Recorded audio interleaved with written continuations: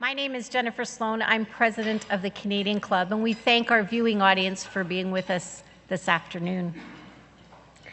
The Canadian Club has a long history as the leading current affairs podium in Canada. Led by a volunteer board of directors, we are dedicated to encouraging open and accessible debate on issues that matter to Toronto, to Ontario, and to Canada.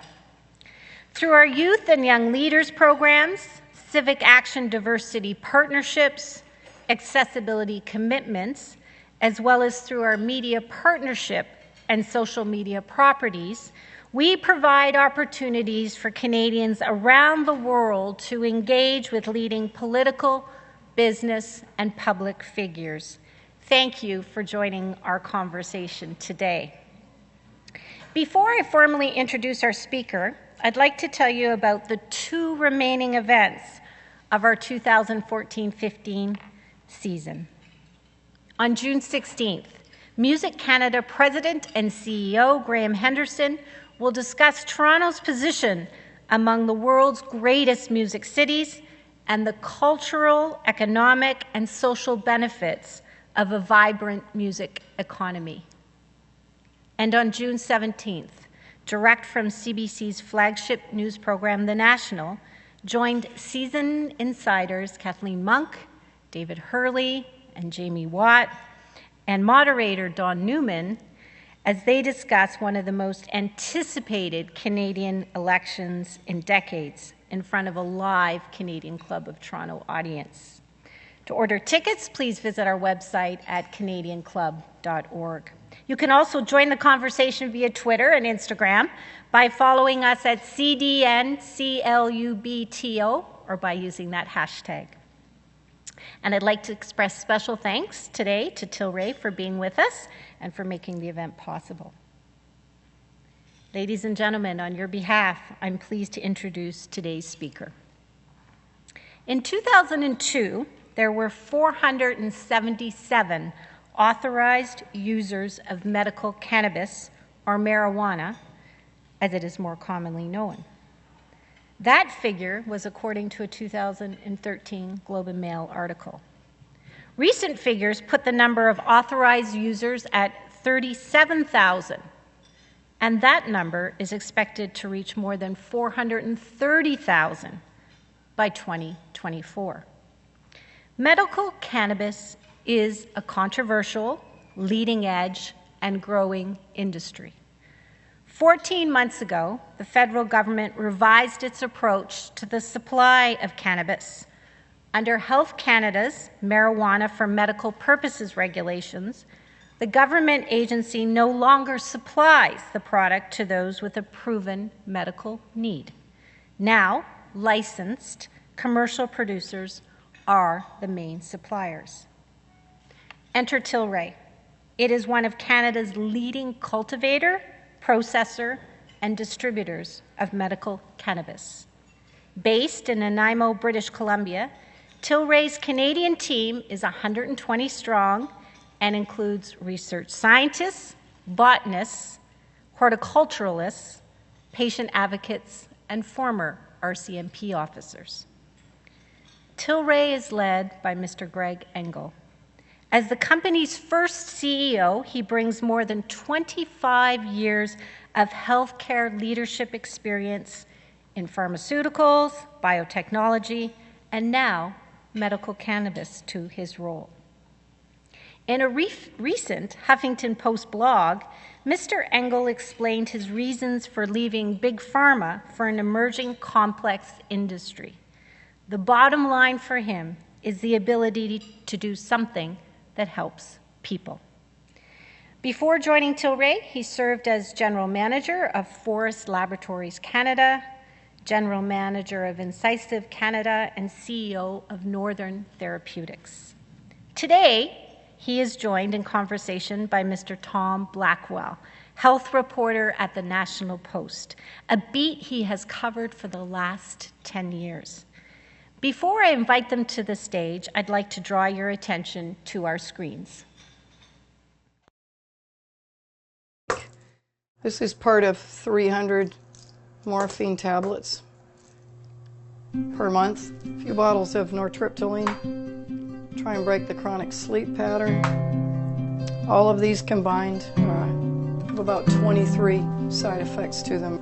It's a part-time job managing chronic pain. The other part-time job is managing the side effects of this stuff. I want my life back. I want to have my quality of life returned.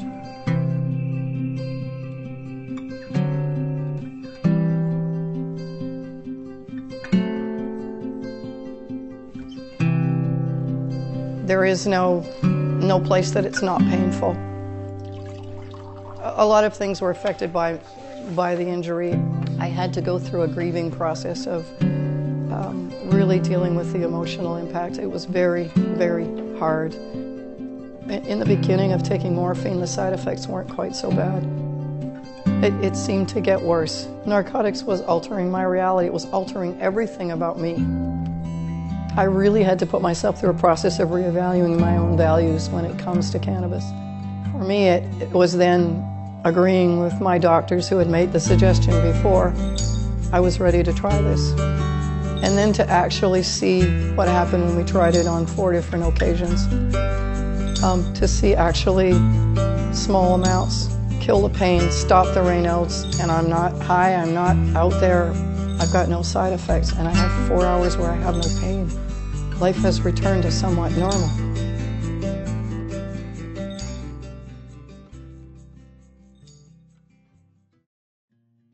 By day 3, my body actually felt like mine.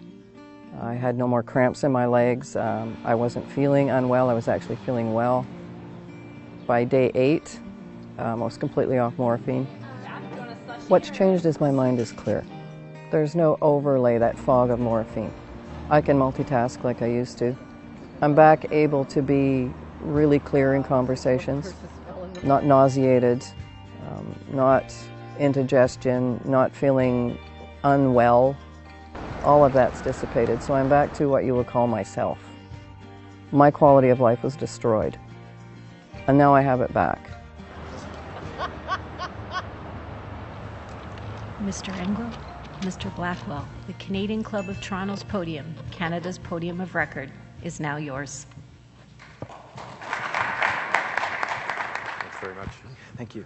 So if anyone had any doubt that Mr. Engel is involved in a very interesting industry, I thought I would just read out the names of some of his new company's products, and they include Bubba Kush, Digweed, Purple Kush, Rockstar, Watermelon, and Island Sweet Skunk. So this is not the type of healthcare company that you were involved in the past by any means. Well, as it turns out, we have today what in the news business we call a news peg, very conveniently, and I think it sort of illustrates some of the tensions in this around this industry. The Supreme Court today ruled that against the wishes of the federal government that edible cannabis products for medicinal uses are now legal. Rona Ambrose, the health minister, I think almost immediately expressed that she was outraged by this decision because, of course, the federal government continues to oppose the use of medical cannabis. But maybe let's start by talking about that decision. I mean, what does this mean for patients? What does it mean for your company that now edible forms of this are legal? Yeah, I mean, I think it's a very positive move for patients. There's a certain percent of the population out there in the patient population. We can only sell cannabis in a dried form for smoking or for vaporization. But there are certainly patients out there that are looking to use it in a different form. So certainly from a patient perspective, this is a positive ruling. I think it puts us in a position where we need to work with Health Canada and the regulators to see what implications this will have in terms of the licensed producers in the system and how we supply product. We are already working on clinical studies that would bring forward extracts and some type of form in a capsule or other liquid form in research to test out those forms. So working with Health Canada to get those studies underway and on the record, because we think that it's important to advance the clinical side. So certainly the courts have ruled in this manner, but it's also important to have the evidence and to continue to do research and really test out what is the exact form, what would be the dosage, what would be the precise delivery form for patients. And I think that is in part is what Health Canada's concerns are, and we look forward to working with them to kind of advance that science. Well, I mean, as a medicine, what do we know about edible forms versus smoking or vaporizing cannabis? I mean, how effective is it as opposed to other ways of getting this into your system? Yeah, so there certainly have been studies. There are there have been a number of small-scale studies that have been done on edible forms, and what I think is really needed at this point is do larger-scale studies where you're doing not only the clinical work, but the preclinical work to look at pharmacokinetics and look at everything in terms of what is delivered and what's absorbed, and that's where the big difference is. So lots of people have used edible forms, but we really need to understand specifically what absorption rates will you get. And that's why I said I think we need to continue to do research in that area, and before we're in a position as a company to ever deliver any type of extract-based product to patients. Right. As I mentioned, the federal government has already come out and complained bitterly about this Supreme Court decision, and perhaps because it's only the latest in a string of losses in the Supreme Court for the Harper government. But I mean, what's it like working in an industry where the main regulator is essentially opposed to your very existence, really? I think what we see certainly, so on one hand, we applaud the regulations that are in place. We have the strictest regulations in the world in medical cannabis, and we think that's critical for us to operate, for the industry to operate, and to ensure that Canadians are provided with a safe product that undergoes rigorous testing. Where I think we continue to see is, a situation where we are working very closely with Health Canada. So what you may see, for example, statements like that don't necessarily reflect, as regulators and the individuals that work within Health Canada, they're working with us and they want to see the system work. So, in a sense, the bureaucrats are a little more on side than the politicians, it would seem. Well, they've been given a mandate, and and we have strict regulations in place, and we work closely with them to make sure that we adhere to those regulations, and as I said, deliver a safe and tested product for patients. Right. Well, let's go back a bit. Can you tell me a bit about the history of Tilray, and because it's kind of interesting, because I understand that it was the federal government that actually approached your investors. So how did that happen, and why were they interested in putting money into this business? Yeah, I mean, it's a great question. So prior to Tilray being formed, we are an affiliate company of a private equity group out of the U.S. called Privateer Holdings. This is a well-founded group that has some world-renowned investors that have publicly come out and part of that investment group. We were approached by Health Canada before the MMPR regulations came in place to look at investing at a number of potential companies that wanted to get into the space. As our founders of Privateer looked at those companies, they didn't see anyone they really wanted to invest in. They didn't find the right mix of companies that they wanted to invest in. So they made a decision to start Tilray as their own company. So Tilray, was founded. We began operations in April of last year, once the regulations were in place and came to the market. And we're not just a Canadian company, we're also looking at global opportunities. So we've applied for licenses in Uruguay and most recently in New York State, which has very strict regulations, not unlike Canada's. And we'll continue to explore those opportunities around the world as medical cannabis continues to evolve. Right, and I understand that you are sort of export-minded. I mean, does that mean that you're going to be growing marijuana in BC that's going to be exported to these places, or how would that work? So at this point, the regulations don't necessarily allow for that, and Health Canada actually came out yesterday with an update, which is still not prohibiting it completely, but I think there's still work to be done there. Our initial structure of setting up Tilray in Canada was not necessarily for export. It was to serve the Canadian market, and that's what we're focused on. I think potentially there are export and import opportunities around the world as this marketplace evolves, and we'll continue to explore those. And I think with Health Canada, that's a regulation we'll want to continue to discuss with them. Sure. So I mean, as you know, there are those who continue to question the legitimacy of this industry. I mean, not only the federal cabinet, but the Canadian Medical Association and other medical groups have suggested that doctors shouldn't even be getting involved in this. I mean, in your past life in the pharmaceutical industry, you were required in order to get a drug on the market to go through a whole, slew of tests and studies and in the lab on animals, on humans, before you could actually market something and claim that it did some good. I think it's fair to say that there's a lot less evidence than that behind medical marijuana, but what's your case for this as medicine? I mean, how much hard evidence is there that this works for the kind of things that a lot of people are using it for? Yeah, it's a great question. So, medical cannabis has been used, it's been in the pharmacopoeia for thousands of years. We're certainly aware of its use over decades and over centuries. There is very strong anecdotal evidence and from small-scale studies, clinical evidence. But you're right, there is a need to advance the science. And as I said, that's why we're committed to research. And we recently formed a new CMCC, which is the Canadian Medical Cannabis Council, and all the members that join that group have to be committed to research. We currently have a study underway in post-traumatic stress disorder with the University of British Columbia, where we're testing the dried form with veterans, first responders, and sexual assault victims. We're also right now in the final stages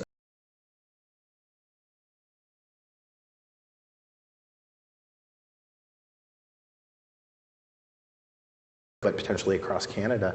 And at the same time, as we advance the research and the evidence, I think it's really important that we focus on education. So we're working with physicians and leaders in the field to educate other physicians. And we are the only company at this point, we have 2 accredited programs. So physicians are in a position where they can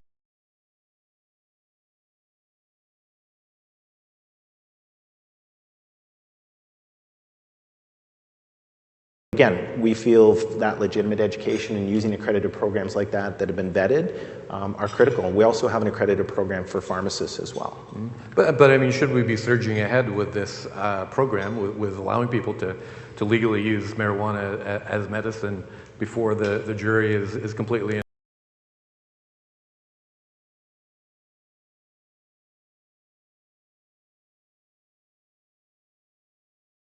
SMP officer who turned to medical cannabis.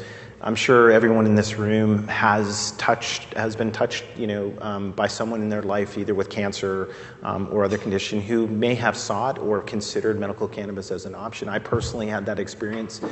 It's part of what drove me to the industry, was that I had a sister-in-law who was a lawyer who was adamantly against, cannabis use in general. But late in life for her, she turned to medical cannabis, and it made a huge difference for her. And when I see that personally happening, it really affected me. And so again, do we have the hard clinical evidence that we would have with the pharmaceutical? We do not yet. But certainly, and that's why the system is structured the way it is, where the decision on what's prescribed for a patient is really between the patient and the physician to determine what's an appropriate strain. Sure. And I mean, certainly as people have often pointed out to me, there's no evidence that anyone has died of a marijuana overdose, as opposed to the opioid painkillers, which so many people are using, and unfortunately, which so many people are dying from the use of. So. Right. No, absolutely. Yeah. There's never been a medical cannabis or a marijuana overdose. Right. No, fair enough. So I know you have some concerns about some of your competitors in this business. A lot of them are sort of penny stock companies. And their stock has gone sort of fairly wildly up and down. I mean, is it a challenge or is it going to be a challenge to sort of maintain the kind of the reputation of this industry going forward? I guess. Yeah, it's very concerning to us. I think, as I mentioned earlier, we made a decision, which we announced last week, to exit the industry association. For a couple of reasons, but one primarily was that some of the unethical practices that were happening, that other licensed producers in Canada were in a position where they were providing kickbacks to either physicians or clinics or even patient aggregator groups, was very concerning to us. We had attempted to try and get the industry association to bring in a code of ethics, but that was met with resistance, and it was apparent when it was voted down that they would not be in a position or really want to adopt that code. And why the code of ethics is so critical to us, and I think to the industry, is, the medical cannabis industry has been tainted, as you said. There's a lot of, historical look here at the industry, and, it's tainted with a lot of misconceptions and misperceptions about use. And, putting in a code of ethics that brings us to a standard will elevate, the industry, will elevate the position of medical cannabis, both in the general public, but also more importantly for physicians and patients. So they know that they're getting a quality product that undergoes rigorous testing from licensed producers, and that we meet that high standard. Right. So what does that, doctors receiving kickbacks, what does that mean exactly? How does that work? It doesn't sound like a good thing. No. So, this is a practice, unfortunately, that has been going on in this industry, where individual physicians have asked for payments for patient referrals, or clinic groups have also asked for payments up to $350 to $400. And we've even seen the extreme where we have patient aggregator groups that are representing, hundreds of patients, where they're looking for payments that could be 15 to 20% of the revenue generated by those patients. We've actually had patients who have been with us for a year, been unfortunately faced with a situation where they're being told that they have to switch, that they can't stay with Tilray, which is very concerning to us.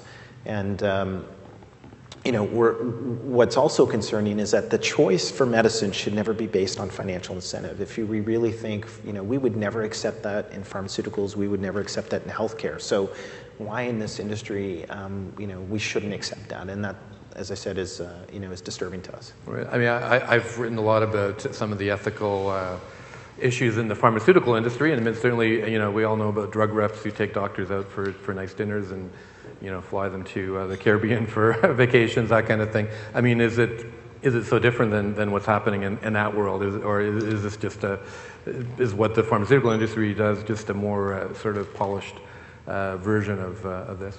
Well, I've certainly never seen, so I've come from pharma and biotech, and I think some of the practice you're referring to, those are practices that have evolved over time, are no longer accepted. But certainly, a direct payment to a clinic or physician is not, a practice that ever happened that I'm aware of in the pharmaceutical industry, and it's not something that we should allow to happen in this industry. Sure. Well, we've got some questions from the audience, so maybe I'll fire a couple of these at you. The first one, I think this does raise an interesting issue. It says, why can I buy this in a dispensary? And is that in fact legal? So, there is this, as some people call it, gray area where there's dispensaries or compassion clubs that work outside the system that you're part of. Yeah, so, to be clear up front, the dispensaries that, are developing and popping up not only in Vancouver but across the country are illegal.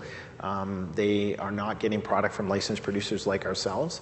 And unfortunately, there's a misconception out there that patients are going to these dispensaries and feel that they're getting a legitimate medical card to walk out with product. That product that's provided from those illegal dispensaries doesn't undergo any rigorous testing. Health Canada has no oversight on it. So unfortunately, maybe in a position where even, patients who are immunocompromised with HIV/AIDS or who are undergoing chemotherapy are getting product that's potentially contaminated with bacteria. And we've seen examples where, some of that product has high pesticide levels and it doesn't undergo testing. So, it's very concerning to us that there's this misconception out there, because that's product that, potentially could put people at harm. Sure. The next question is sort of a follow-up on that, I guess. And it is, again, asking about, this person describes them as street kiosks in Vancouver selling medical marijuana, quote unquote. And this person is asking, where are these vendors getting their supply if it's not from a company such as yours? Yeah, it's a great question. You'd have to ask those companies, those dispensaries, where they're getting their product from. They're certainly not getting it from any licensed producers that are producing it legally. Mm-hmm. So, sure. One also hears from medical marijuana users that dispensaries are, in some ways, a more appealing way to obtain their drug. It's more intimate. The service is more sort of attuned to their needs, that kind of thing, and it doesn't involve having something sent to you in the mail. If we accept with less than conclusive evidence that this is a good thing, why not open the door and let these kind of more informal businesses flourish, I guess? Well, I think what would be key, so if you look at, the process, how it works for us as a licensed producer is that a physician writes a medical document, which is very similar to a prescription. That's submitted to a licensed producer, and the patient talks to our customer service team, determines which product they want, and that's sent to them overnight, so 24/7. So as I said, overnight delivery direct to the patient by courier. So that's very convenient. I think that there could be potentially an opportunity as this industry evolves for pharmacies to be involved, and that may be a more legitimate route for that person-to-person interaction downstream. The great concern, again, with these dispensaries is they're operating illegally with product that, may be contaminated, may be coming from sources that we don't know where it comes from, right? And patients are walking out, again, as I said, thinking that they've got a legitimate right to have this product, but they don't. They can be still charged for possession of a narcotic. Sure. I mean, going further than dispensaries, I mean, we have at least a couple of states in the U.S. who now have actually legalized marijuana use, whether for medicinal or recreational purposes. I mean, what do you think about that? I mean, that I would imagine that could potentially undercut your business if people could grow and possess it sort of without restriction. I think if you look at part of the discussion we were having earlier was really around where there's a need for a clinically tested product that undergoes rigorous testing. So not only in its current form, but potentially in the future in an extract or edible form. So there's always going to be a strong place for medical cannabis in the marketplace, no matter what happens. What happens on the legalization front is up to the public and to decide and the courts to decide. But we believe, again, part of why we're investing here is that there's going to be a place for medical cannabis because patients are always going to look to get product that's a medicine from a legitimate source and get it in a form that meets their requirements, and we believe that opportunity is going to continue to grow as it is today. Sure. So legalization or decriminalization doesn't ruin your business model as you see it. I mean, not that that's going to happen anytime. No, I mean, again, we really see them as two separate and distinct areas, Sure. And there's always going to be a patient population that's looking for medical cannabis that's delivering a safe and quality product that undergoes rigorous testing. Right. Next question from the audience is, what is the economic impact of your facility in BC? I understand you employ something like 200 people. Yeah, I mean, it's great. We actually worked with the NIMO Economic Development Committee to have a study on our first year of impact. So when we started last year in 2014. So right now, actually, we're up to 175 employees. So at the end of last year, when the study was completed, we had 120. So we've invested directly over $25 million into that facility, and we've spent the majority of that money locally. So even if you look at the trickle-down effect in terms of the local economy, we've created indirectly and directly in 2014 395 jobs in the Nanaimo region, which is huge. It makes us, we're right now one of the top 6 employers there, but in terms of the indirect impact. And also the spend locally, just from an operational perspective, we've invested over $37 million to date in Nanaimo. So, for a small city, that's had a huge economic impact. That's been a positive. Right, and I understand there's some other producers there as well. I mean, is Nanaimo becoming the marijuana capital of Canada? There's another producer in Duncan, which is close by. They're the only one on the island that's currently operating. Right. That's a significant investment. I mean, and I understand you have something like 3,000 or 4,000 customers now. I mean, how's the business going? I mean, is it?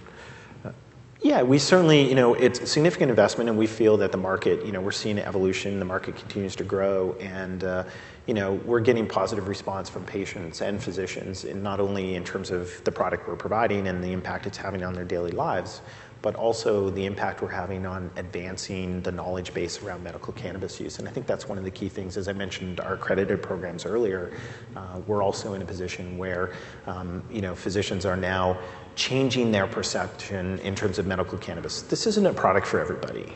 This is a product that potentially is part of their armamentarium, and there's a patient population that it might be appropriate for. And that's what physicians are now in a much more comfortable place to consider that. Right. So I imagine you want to win over the doctors to sort of further legitimize and expand your pool of patient customers, I guess. Yeah, well, I mean, we're in a position, but again, it's got to be legitimate. You want to bring forward, physicians got to be making the right choice for the right patient and determining who that patient should be. And I think it's really important that, this isn't about, creating an environment where they're prescribing for anybody and everybody. This is prescribing for the right patient, and that's what we're working on. Right. The last question from the audience is a very practical one.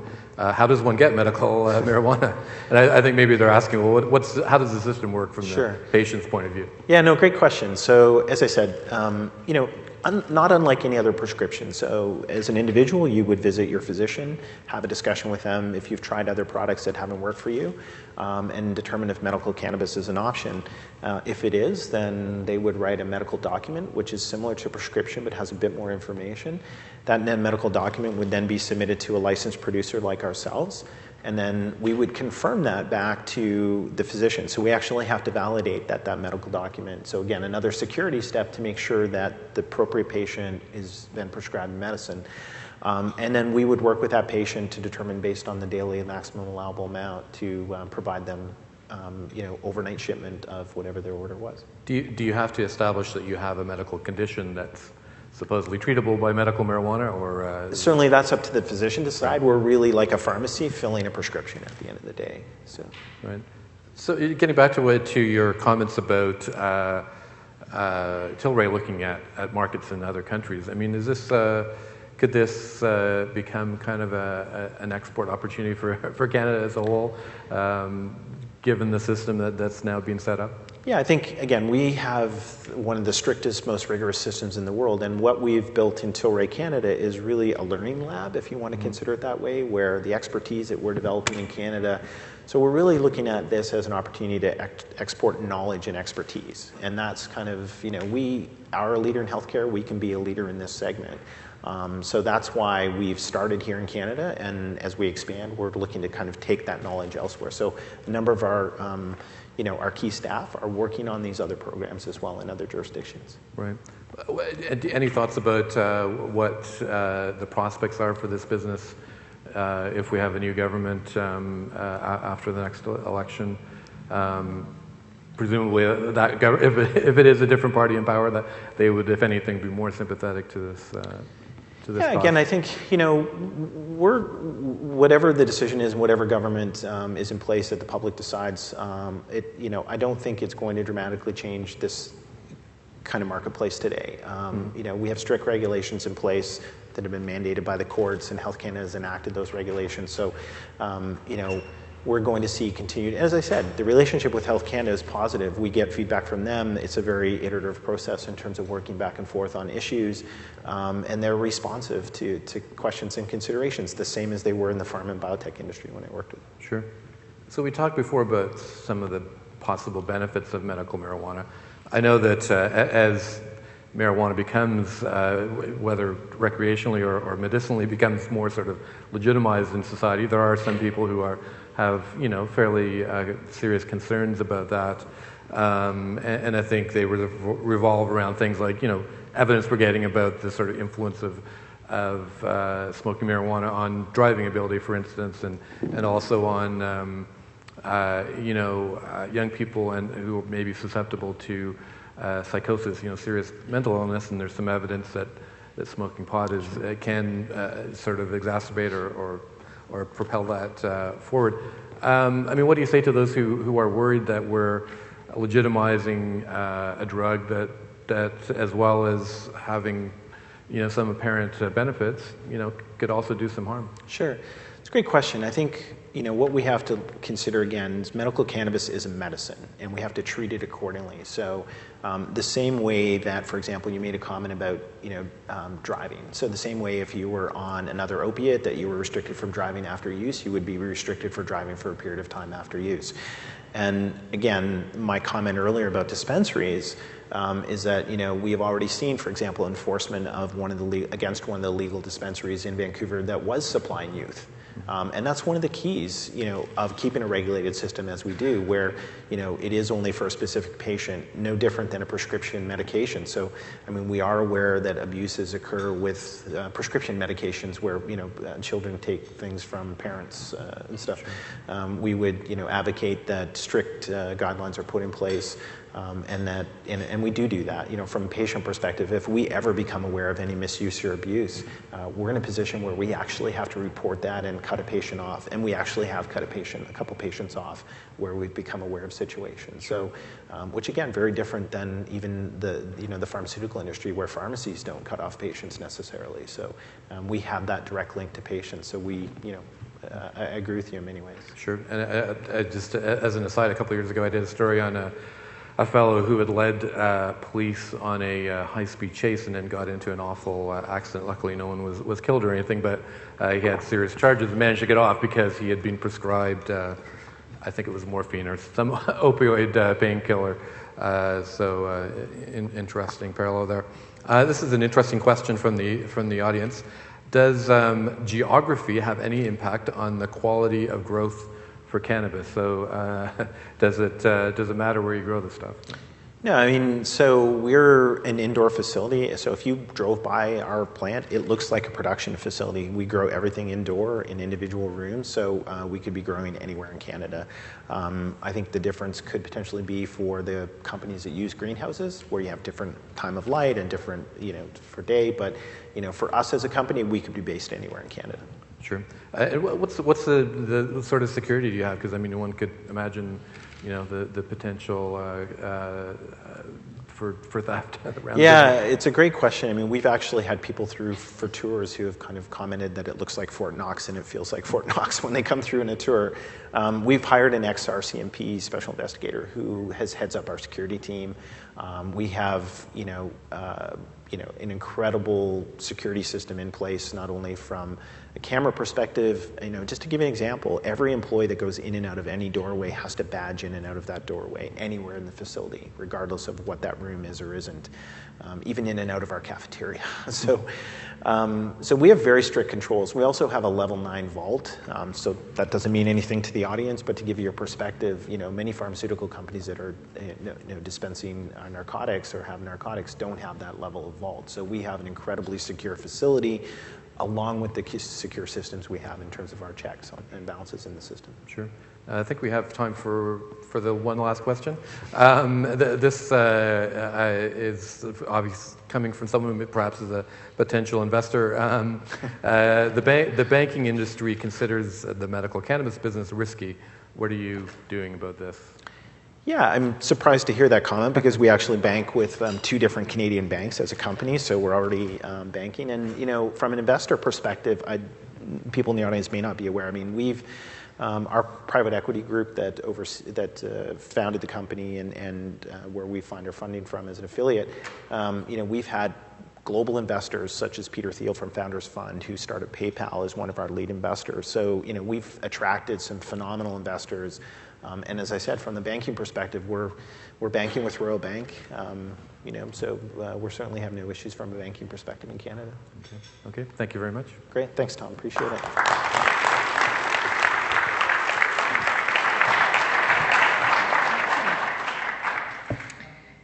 Mr. Engel, on behalf of the Canadian Club of Toronto, I'd like to thank you for sharing your passionate, provocative, and personal journey with us today.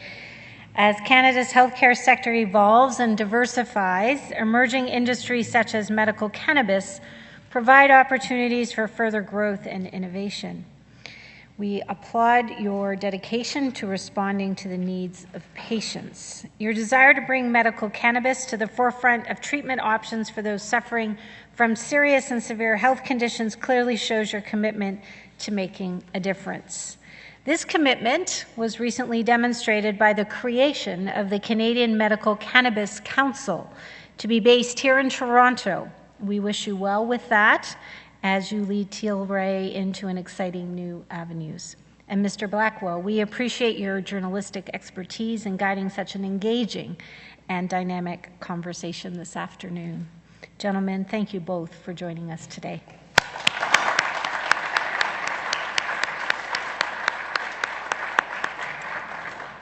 Now, just before I adjourn today's meeting, I'd like to draw your attention to the event survey card that we've placed on each of your tables. The Canadian Club is always looking for ways to improve your experience, so if you could please take a moment to let us know your thoughts and comments, including whether you've like our new shortened luncheon format this season. We'd really appreciate your feedback.